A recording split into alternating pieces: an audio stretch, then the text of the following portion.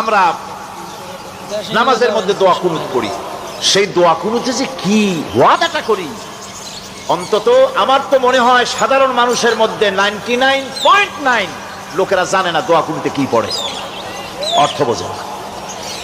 দোয়া কুনুতের মধ্যে বলা হচ্ছে আল্লাহুম্মা ইন্না নাস্তাঈনুকা, হে আল্লাহ আমি তোমার কাছে সাহায্য চাই।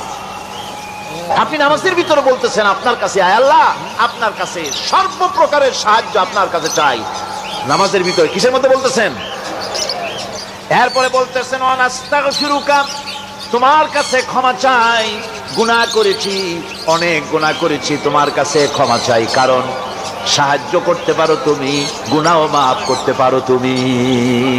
গুনাহ মাফ করার ক্ষমতা কি আছে পৃথিবীর কারো? আকাশে জমিনে আল্লাহ ছাড়া মানুষের গুনাহ কেউ মাফ করতে পারে?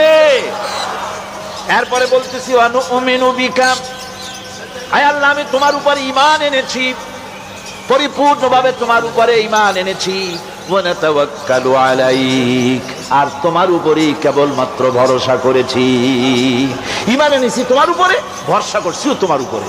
এই কথাগুলি যদি আমরা বুঝতাম তাহলে আত্মাটা বড় হয়ে যেত, মাথাটা আল্লাহ ছাড়া কারো সামনে নত হতো না, ঠিক না বেটি?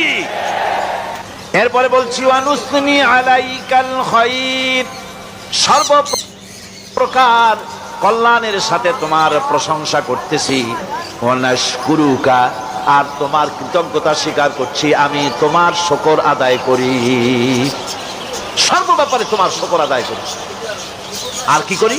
ওয়ালা নাশকুরুকা, আমি কুফরি করি না, অকৃতজ্ঞ নই, আমি তোমার কৃতজ্ঞ বান্দা, আমি অকৃতজ্ঞ নই। একথা আপনি নামাজের মধ্যে বলেন, কিন্তু কৃতজ্ঞতা স্বীকার করেন না। ওয়া নাখলাউ ওয়া নাতরুকু মান ইয়াফজুরুকা, আর আমি ওয়াদা করছি সেই কথা, তোমার সাথে যারা প্রকাশ্য দুশমনি করে, যারা প্রকাশ্য গুনার মধ্যে লিপ্ত আছে আর তোমার সাথে দুশমনি করে, ওদের সাথে আমার সমস্ত সম্পর্ককে ছিন্ন করে দিলাম।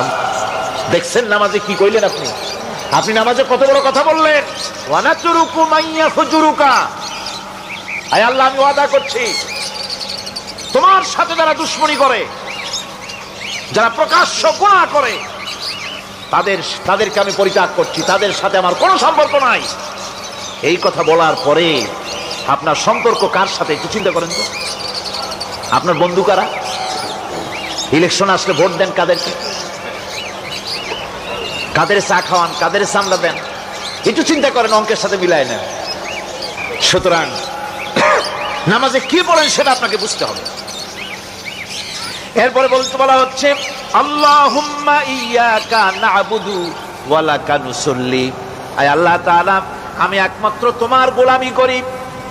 নামাজে বলতেছেন একমাত্র তোমার গোলামি করি, আর নামাজ থেকে বেরিয়ে আসার পর ওজনে দিলেন কম, খাদ্যে দিলেন ভেজাল, মানুষের জমিনের আইল ঠেললেন, বোনেরে ঠকালেন, মেয়েকে ঠকালেন, মিথ্যে কথা বললেন, আর নামাজে বলে আসছেন আল্লাহ তোমার ইবাদত করি। এই বুঝি তোমার ইবাদতের নমুনা? এই বুঝি তোমার ইবাদতের নমুনা? মুনাফিক নামাজ বুঝে নাই, পাপ তারে ফিরে, নামাজ তাকে পাপ থেকে বাঁচাতে পারে না। হায় আল্লাহ একমাত্র তোমার গোলামি করি, ওয়ালা কানু সাল্লি, আর একমাত্র তোমার উদ্দেশ্যেই নামাজ পড়ি, মানুষকে দেখানোর জন্য পড়ি না। নামাজটা পড়ি কার জন্য? কার জন্যে? এরপরে বলছি ওয়ানাসজুদু ওয়া ইলাইকা নাসআ, আয় আল্লাহ আমি একমাত্র তোমাকেই সিজদা করি, আমার সমস্ত চেষ্টা সাধনা তোমার জন্য নিবেদিত। আমার চেষ্টা, আমার জিহাদ, আমার আন্দোলন, আমার বাঁচা, আমার মরা, আমার ব্যবসা, আমার বাণিজ্য, আমার সব তোমার জন্য। কার জন্য? চিল্লা এখন কার জন্য? দোয়া কুনুতটা কত বড় গুরুত্বপূর্ণ চিন্তা করেন। এরপরে বলা হচ্ছে ওয়ানাহফিদু ওয়ানারজু রাহমাতাকা, আমরা কষ্ট করি আর তোমার রহমতের আশা করি।